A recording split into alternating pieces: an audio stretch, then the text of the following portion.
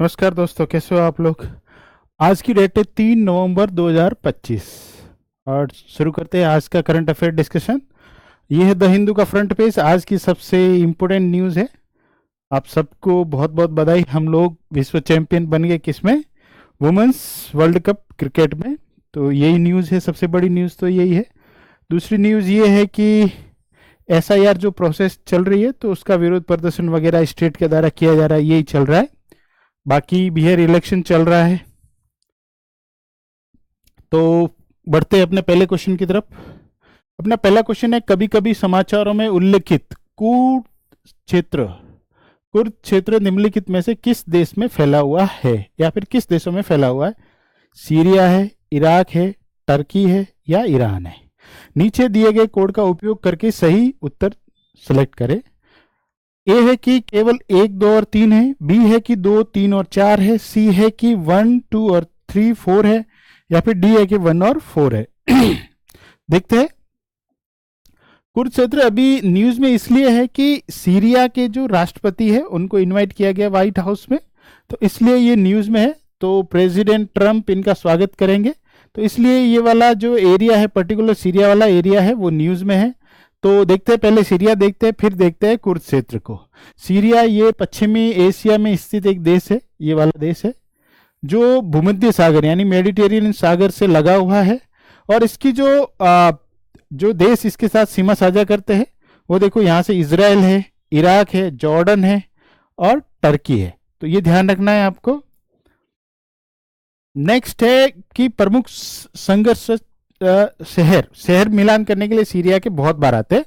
तो Aleppo, Homs, Idlib, Golan Heights अभी विवाद का विषय है, किसके साथ में, इजराइल और इनके साथ में।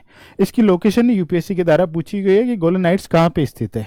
ठीक है, ये इसका जो उच्चतम बिंदु है माउंट हरमोन, तो ये ध्यान रखना है। नेक्स्ट है कि ये वाला है कुरुक्षेत्र है, ये देखो इतना फैला हुआ है, सीरिया, ईरान, आर्मेनिया, टर्की में फैला हुआ है। मुस्लिम जातीय समूह के सदस्य वे फारसी से संबंधित भाषा बोलते हैं और अधिकतर कहाँ पे है, आर्मेनिया, इराक, ईरान, सीरिया और तुर्की में फैले हुए, 5 देशों में फैले हुए हैं।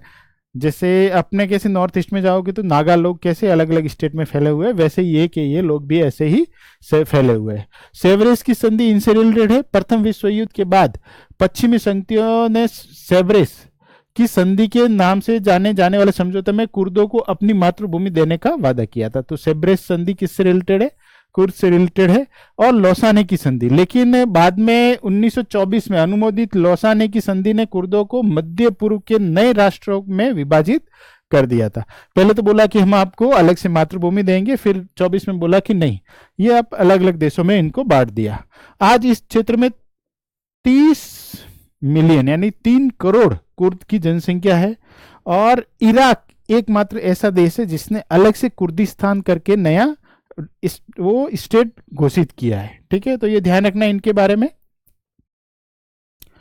नेक्स्ट है प्रश्न सेकेंड है, यूनेस्को क्रिएटिव सिटीज नेटवर्क यूसीसीएन के संदर्भ में निम्नलिखित कथनों पर विचार कीजिए। यूसीसीएन की स्थापना 2014 में विश्व शहरों में रचनात्मक उद्योगों को बढ़ावा देने के लिए की गई थी।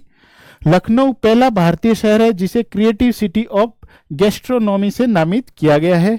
यह नेटवर्क शिल्प, लोक कला, डिजाइन, फिल्म, पाक कला, साहित्य, संगीत और मीडिया सहित 7 रचनात्मक क्षेत्रों को शामिल करता है। नवाबों की सिटी कौन सी है, लखनऊ है। तो लखनऊ को भी क्या है, सिटी ऑफ गैस्ट्रोनॉमी शामिल किया है, क्रिएटिव सिटी ऑफ गैस्ट्रोनॉमी, यानी खाने पाने के मामले में बहुत शानदार सिटी है, तो फेमस भी है बहुत, तो इसको दर्जा दिया गया है। लेकिन ये पहली सिटी नहीं है, इससे पहले भी हमारे हैदराबाद को ये दर्जा पहले मिल चुका है। तो ये वाला स्टेटमेंट तो गलत हो जाएगा। ये स्टेटमेंट गलत होते ही अपना सेकंड स्टेटमेंट गलत होते ही आपका आंसर कौन सा आ जाएगा, डी है। तो सॉरी, नामित किया गया है। देखते हैं विश्व शहरों को रचनात्मक उद्योग, ये 2004 है, कई मिस्टेक है तो देख लेते हैं। ये 2004 में शुरू किया गया था, तो देख लेते हैं इसका ऑप्शन, तो यही सही होगा, ये गलत, ये भी गलत होगा। देखते हैं, लखनऊ को यूनेस्को द्वारा अपने क्रिएटिव सिटीज नेटवर्क यूसीसीएन के हिस्से के रूप में सिटी ऑफ गैस्ट्रोनॉमी के तहत आधिकारिक रूप से मान्यता दी है। यह घोषणा उज्बेकिस्तान, अभी जो समरकंद में यूनेस्को का 43वां जो सम्मेलन हुआ था उस दौरान ये जो दी गई है, इसको हिस्से के रूप में मान्यता दी गई है, अभी दी गई है 43वें 43वें सम्मेलन में दी गई है। उत्तर प्रदेश के पर्यटन निदेशालय ने नामांकन पत्र तैयार करके किसको दिया था? संस्कृति मंत्रालय, और संस्कृति मंत्रालय ने फिर वहां पे अप्लाई किया था। वर्तमान में भारत के कितने शहर है जो क्रिएटिव सिटी नेटवर्क UCCN के भाग है? तो ध्यान रखना कि शिल्प और लोक कला में कौन कौन से है? पहला सिटी जयपुर, सबसे पहला UCCN का मान्यता किसको मिली थी? जयपुर को, शिल्प और लोक कला में 2015 में मिली थी। फिर वाराणसी को मिली थी संगीत में, तो ये 2015 में मिली थी। चेन्नई को मिली थी संगीत में, ये 2017 में मिली थी। मुंबई को फिल्म के लिए मिली थी, 2019 में मिली थी। हैदराबाद को व्यंजन कला के लिए ऑलरेडी पहले मिल चुका है, कब मिला है? 2019 में। ग्वालियर को संगीत के लिए मिला है कब? 2023 में। श्रीनगर को शिल्प और लोक कला जयपुर को पहले मिल चुका था, अब श्रीनगर को भी मिला है। कब मिला है श्रीनगर को? 2021 में। और साहित्य में कोझिकोड केरला का, इसको साहित्य में मिला था 2023 में। और अभी किसको मिला है? व्यंजन कला में लखनऊ को मिला है, गैस्ट्रोनॉमी में अभी मान्यता मिली है UCCN में। तो ध्यान रखना, इससे रिलेटेड फैक्ट है वो।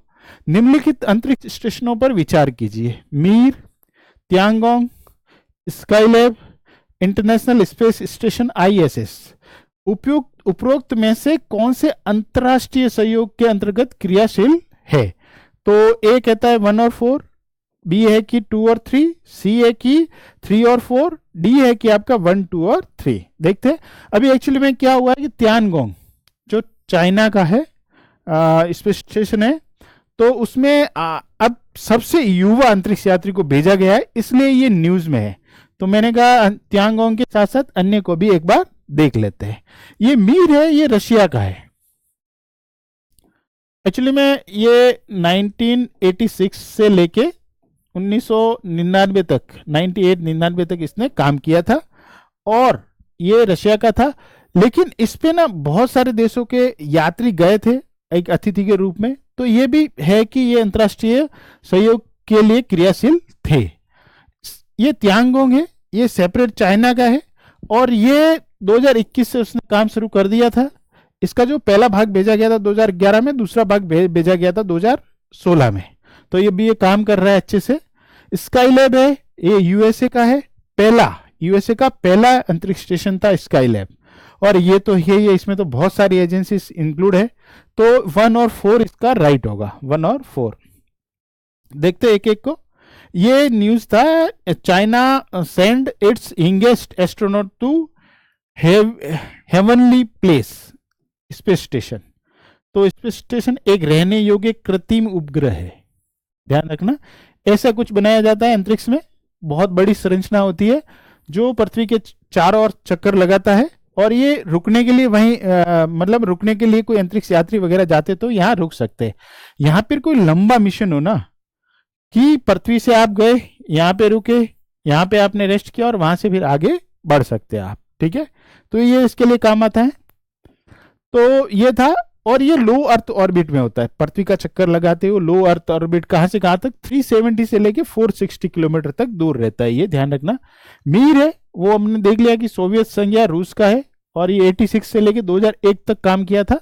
ये एक सोवियत स्टेशन है, लेकिन इसने अंतरराष्ट्रीय यूएसए, फ्रांस, जर्मनी, जापान और अन्य कई देशों के अंतरिक्ष यात्रियों की मेजबानी की है। दूसरा तियांगोंग अंतरिक्ष स्टेशन चीन का है, CNSA का है, चीन राष्ट्रीय अंतरिक्ष प्रशासन का है। परिचालन कब से? 2021 से चल रहा है मॉड्यूलर तियांगोंग। पहले प्रोटोटाइप तियांगोंग कब था? 2011 में, फिर तियांगोंग 2 था 2016 में, और ये पूर्ण तो चीनी परियोजना है, ध्यान रखना है। नेक्स्ट देखते हैं कि स्काईलैब, ये यूएसए का ही है। ये 73 से लेके 79 तक चला था। प्रकृति अमेरिकी अंतरिक्ष स्टेशन है पहला और पूर्णतः राष्ट्रीय था। अभी यह अंतरराष्ट्रीय अंतरिक्ष स्टेशन ISS भागीदार नासा थे यूएसए का, रॉसकॉस्मोस रशिया का था, ESA यूरोपियन अंतरिक्ष एजेंसी है, जाक्सा जापान का है, CSA कहाँ का है, कनाडा का है। इंडिया इसका पार्ट नहीं था, इसरो इसका पार्ट नहीं था, तो ये ध्यान रखना है। संचालन कब से, 1998 से 2000 से चल रहा है अभी तक लगातार है। प्रकृति अंतरिक्ष इतिहास में सबसे व्यापक अंतर्राष्ट्रीय सहयोग है, सबसे बड़ा, बहुत सारी एजेंसी मिलके। नेक्स्ट क्वेश्चन है हमारा, स्वस्थ नारी सशक्त परिवार अभियान के संदर्भ में निम्नलिखित कथनों पर विचार कीजिए। यह एक राष्ट्रव्यापी अभियान है जो महिलाओं के स्वास्थ्य के प्रति जागरूकता और निवारक जांच पर केंद्रित है। इस अभियान का नेतृत्व महिला एवं बाल विकास मंत्रालय द्वारा किया गया था। इसमें डिजिटल स्वास्थ्य भागीदार से संबंधित 3 गिनीज वर्ल्ड रिकॉर्ड हासिल किए हैं। एक्चुअली में इस अभियान को लॉन्च किया था प्रधानमंत्री नरेंद्र मोदी के बर्थडे पे 17 सितंबर को, और ये खत्म हुआ था महात्मा गांधी जी के बर्थडे पे 2 अक्टूबर को, महात्मा गांधी की जयंती पर 2 अक्टूबर को ये समाप्त हुआ था। तो ये इतना चला था, 17 सितंबर से 2 अक्टूबर तक चला था। और ये सही है, ये एक राष्ट्रव्यापी अभियान था जो महिलाओं को स्वास्थ्य के प्रति जागरूक करना, उनकी वेरियस जांच करना और डिजिटल रिकॉर्ड तैयार करना और निवारक जांच में है।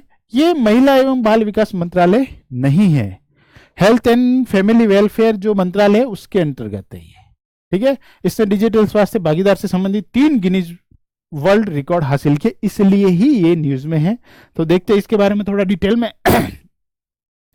स्वस्थ नारी सशक्त परिवार अभियान के तहत 3 गिनीज वर्ल्ड रिकॉर्ड बनाए हैं, जिसने देश भर में महिलाओं के स्वास्थ्य और डिजिटल कल्याण पहल के बड़े पैमाने पर सामुदायिक भागीदारी को उजागर किया है। स्वस्थ नारी सशक्त परिवार अभियान, स्वस्थ नारी सशक्त परिवार अभियान एक राष्ट्रव्यापी महिला स्वास्थ्य जागरूकता और जांच अभियान है, जिसका उद्देश्य महिलाओं के निवारक स्वास्थ्य सेवा, डिजिटल स्वास्थ्य पहुंच, सामुदायिक जुड़ाव को मजबूत करना है। लॉन्च कब हुआ था, 17 सितंबर से लेकर 2 अक्टूबर 2025 के बीच में। नोडल मंत्रालय था स्वास्थ्य एवं परिवार कल्याण मंत्रालय, जिसमें 20 से अधिक केंद्रीय मंत्रालय और मेडिकल कॉलेज है, केंद्र सरकार है, संस्थानों के और निजी स्वास्थ्य संगठनों की सक्रिय भागीदारी थी। गिनीज बुक रिकॉर्ड में 3 चीजें हैं। 1 महीने में सबसे ज्यादा स्वास्थ्य मंच पर पंजीकरण, यानी कि जो डिजिटल मंच था, यानी कि उस प्लेटफॉर्म पे सबसे ज्यादा रजिस्ट्रेशन कहाँ पे हुए थे, तो यहाँ 1 महीने में हुए थे। 1 सप्ताह में सबसे अधिक ऑनलाइन स्तन कैंसर जांच के लिए, और राज्य स्तर पर सर्वाधिक ऑनलाइन महत्वपूर्ण संकेतों की जांच करना, ये तीनों में गिनीज बुक रिकॉर्ड में इनका नाम दर्ज किया गया इस योजना का, तो इसलिए ये न्यूज में था। हमारा नेक्स्ट क्वेश्चन है, निम्नलिखित विवरण पर विचार कीजिए। आपको एक वन्यजीव अभ्यारण्य का पता लगाना, जो इसमें डिटेल दे रखी है उसके आधार पर आपको। ये महाराष्ट्र, छत्तीसगढ़ और तेलंगाना में स्थित है। कहाँ कहाँ पे, महाराष्ट्र, छत्तीसगढ़ और तेलंगाना की सीमाओं के पास स्थित एक वन्यजीव अभ्यारण्य है। यह अभ्यारण्य दयाम वागु नामक एक धारा द्वारा 2 भागों में बांटा जाता है। गोदावरी नदी इसके बीच से बहती है। यहाँ प्रसिद्ध समक्का सरलम्मा मंदिर, ये भी इंपोर्टेंट है, स्थित है, जो एक महत्वपूर्ण आदिवासी तीर्थ स्थल है। निम्नलिखित में से कौन सा कथन उपरोक्त अभ्यारण्य का सही वर्णन करता है? एक्चुअली में ये है एतुर नगरम वन्यजीव अभ्यारण्य। एतुरनम नगरम वन्यजीव अभ्यारण्य है। ये बिल्कुल ही तीनों की सीमाओं पे बना हुआ है। छत्तीसगढ़, महाराष्ट्र, छत्तीसगढ़ और तेलंगाना की सीमाओं पे बना हुआ है, और यहाँ पे गोदावरी नदी पास होती है। और ये जो दयाम वागु नाम की धारा है, इसको 2 भागों में डिवाइड भी करती है। एक्चुअली में ये न्यूज में क्यों था, क्योंकि बटरफ्लाई मॉथ सर्वे एक्ट तेलंगाना एतुर नगरम वाइल्ड लाइफ सेंचुरी इन नवंबर में आयोजित किया जाएगा। ये कहाँ पे है, मुलुगु जिला तेलंगाना में है, महाराष्ट्र और छत्तीसगढ़ के साथ सीमा साझा करता है। स्थापना इसकी हैदराबाद की निजाम सरकार ने कब की थी, 1952 में की थी। वन्यजीव अभ्यारण्य घोषित किया था। जल निकाय दयाम वागु धारा जल अभ्यारण्य को 2 भागों में विभाजित करती है। इसके बीच में से गोदावरी नदी बहती है, और यहाँ पे वनस्पति है वो शुष्क पर्णपाती है, उष्णकटिबंधीय शुष्क पर्णपाती वन है। और यहाँ पे जीव जंतु है, बाघ है, तेंदुआ है, पेंथर है, भेड़िए, भालू, काले हिरण, नीलगाय, सांबर, 4 सींग वाले मृग सहित विविध वन्य जीवों का निवास स्थान है। ठीक है, ध्यान रखना है। और ये मंदिर है, ये ध्यान रखना, ये आदिवासियों का मंदिर है, समक्का सरलम्मा मंदिर। ठीक है। हमारा नेक्स्ट क्वेश्चन है कैप वर्डे के बारे में निम्नलिखित कथनों पर विचार कीजिए। ये उत्तरी प्रशांत महासागर में स्थित एक द्वीपीय राष्ट्र है। इस द्वीप का अधिकांश भूभाग प्रवाल है। दिए गए कथनों में से कौन सा सही है? देखते हैं। केवल एक, केवल दो, एक और दो दोनों, न तो एक और न ही दो। ठीक है। कैप वर्दे अभी न्यूज में था। ये सेकेंड लार्जेस्ट पॉपुलेशन वाला देश है और इसने वर्ल्ड कप के लिए क्वालिफाई किया है। और भारत जैसा देश जो सबसे ज्यादा पॉपुलेशन है वर्ल्ड में, वो क्वालिफाई नहीं कर पाया है वर्ल्ड कप के लिए। तो वर्ल्ड कप, फुटबॉल आपको भी पता है, फुटबॉल दुनिया में सबसे ज्यादा लोकप्रिय और सबसे ज्यादा खेले जाने वाला देश है। तो कैप वर्डे जैसा इतना छोटा देश वर्ल्ड कप के लिए क्वालिफाई कर जाता है और अपना भारत देश नहीं कर पाता क्वालिफाई, सबसे ज्यादा जनसंख्या होने के बाद भी। तो इस वजह से कैप वर्डे न्यूज में था। तो देखते हैं। Does the Cape Verde fairy tale have lesson for India football? क्या इंडिया इससे सीख सकता है? बिल्कुल। ये अफ्रीका है, ये सेनेगल है, ये लाइबेरिया है, सियरा लियोन है। ठीक है। तो इसके यहाँ पे अटलांटिक ओशियन में है ये कैप वर्दे। अटलांटिक ओशियन कहाँ पे है?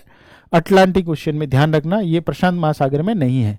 अफ्रीका के पश्चिमी तट से दूर अटलांटिक महासागर में स्थित द्वीप समूह देश हाल ही में जनसंख्या के हिसाब से फीफा वर्ल्ड कप के लिए क्वालिफाई करने वाला छोटा देश, दूसरा सबसे छोटा देश बन गया है।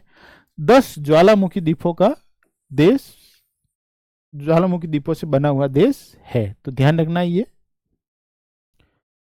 नेक्स्ट क्वेश्चन है बाल्टिक सागर के संदर्भ में निम्नलिखित कथनों पर विचार कीजिए। यूपीएससी के बहुत फेवरेट क्वेश्चन में से एक होते हैं कि आपको कोई जल निकाय दे रखा होगा और उसकी बाउंड्री किसके साथ साझा होती है। यह दुनिया का सबसे बड़ा लवणीय अंतर्देशीय जल निकाय है। सीमित मीठे पानी के प्रवाह के कारण बाल्टिक सागर में विश्व के अन्य महासागरों की तुलना में लवणता अधिक है। देखते हैं।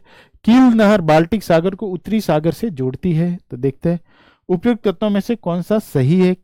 केवल दो और एक, केवल एक, एक और दो, केवल एक और तीन।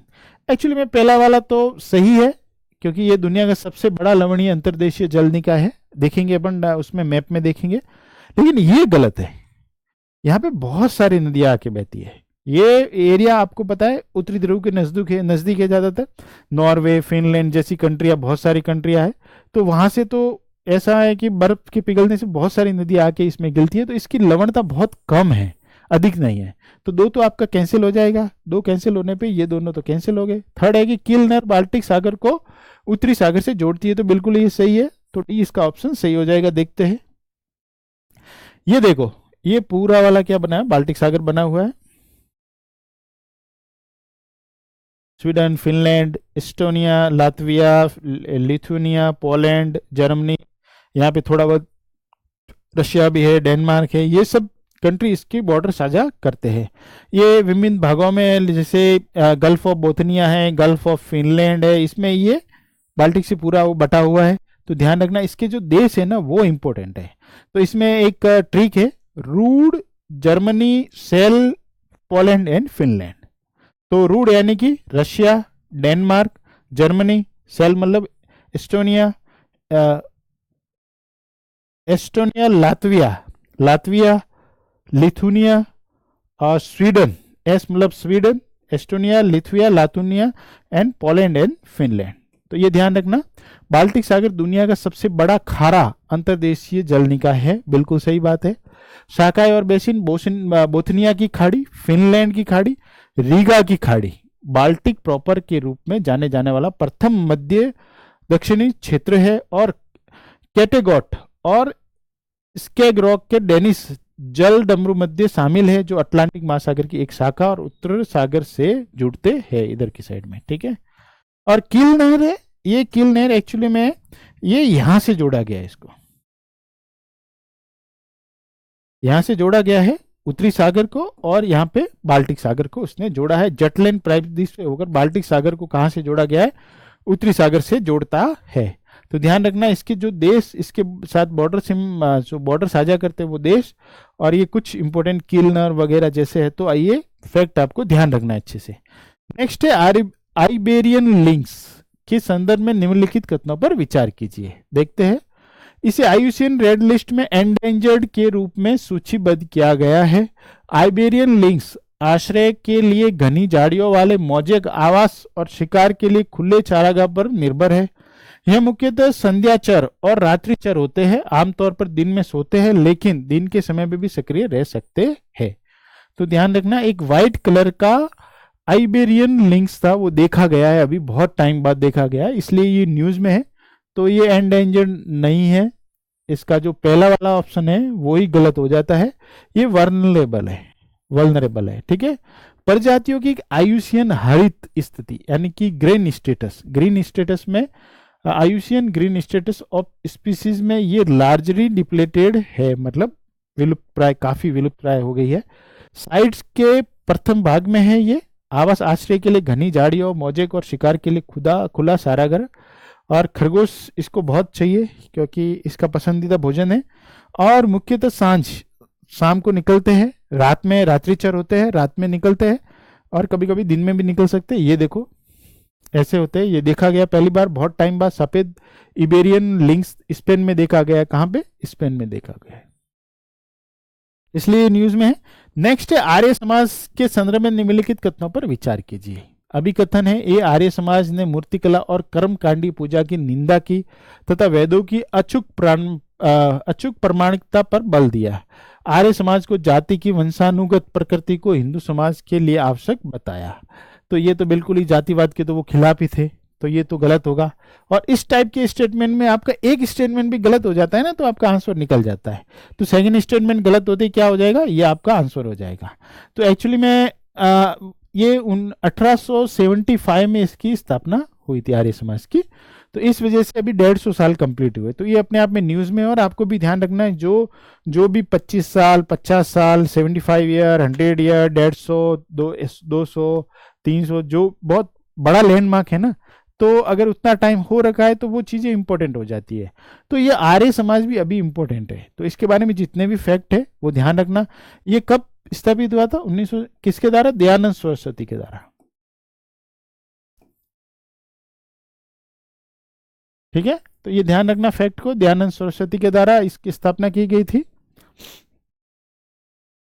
ये देखो। और मूर्ति पूजा, कर्मकांडीय पूजा की निंदा की गई थी। ठीक है, अन्य मनुष्यों के प्रति श्रद्धा रखना या फिर सम्मान करना, वेदों को ये अचूक प्रमाणिक मानते थे। और इनका नारा था वेदों की ओर लौटो, यानी कि जो वेदों में दिया गया उसको फॉलो करो।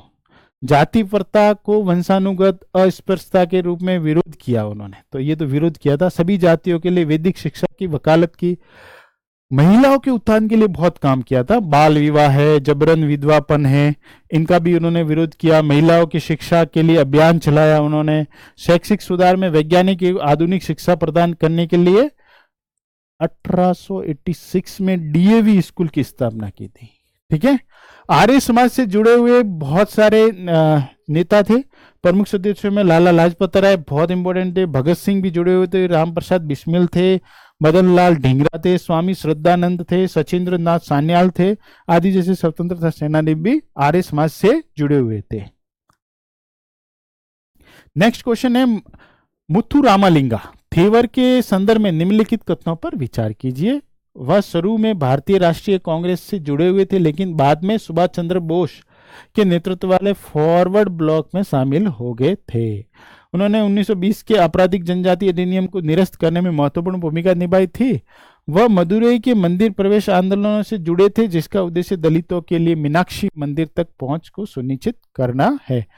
ए है केवल 1 और 2, बी है केवल 2 और 3, सी है केवल 1 और 3, डी है 1, 2 और 3। देखते हैं। एक्चुअली में उपराष्ट्रपति जी ने इनके 118वीं जयंती पर इन्होंने अवसर पर उनके स्मारक पर श्रद्धांजलि अर्पित की है, इसलिए ये न्यूज में था। तो ध्यान रखना है, जन्म है उनका 30 अक्टूबर 1908 को तमिलनाडु के रामनद जिले में पासुमपोन गांव में हुआ था। राजनीतिक कैरियर और संघ, शुरू में वे भारतीय राष्ट्रीय कांग्रेस से जुड़े थे, लेकिन बाद में सुभाष चंद्र बोस के प्रमुख समर्थक बन गए और 1939 के त्रिपुरी कांग्रेस अधिवेशन के बाद फॉरवर्ड ब्लॉक में शामिल हो गए थे। ठीक है, ध्यान रखना। एक अखिल भारतीय फॉरवर्ड ब्लॉक से राष्ट्रीय संसद के लिए 3 बार चुने गए थे। 1952 में इसके राष्ट्रीय उपाध्यक्ष के रूप में भी कार्य किया है। तो इनके बारे में फैक्ट ध्यान रखना। सामाजिक न्याय आंदोलनों में भूमिका, 1920 में आपराधिक जनजाति अधिनियम सीटीए का जमकर विरोध किया था और 1946 में अधिनियम को निरस्त करने में उनकी बहुत महत्वपूर्ण भूमिका थी। मंदिर प्रवेश आंदोलन में निकटता से जुड़े हुए थे और वेदनाथ अय्यर के साथ में मदुरई के मीनाक्षी मंदिर में दलितों के प्रवेश को अनुमति दिलाने में महत्वपूर्ण भूमिका निभाई थी। ठीक है। और जो हरिजन सेवक संघ का जो कार्यालय था, कहाँ पे था? रामनगर जिले में था। उसके सचिव के रूप में भी उन्होंने काम किया है। ठीक है। Thank you. आज के लिए इतना ही। जितनी पॉसिबल न्यूज़ थी 2 दिन की वो हमने कवर कर दी है। थैंक यू, धन्यवाद।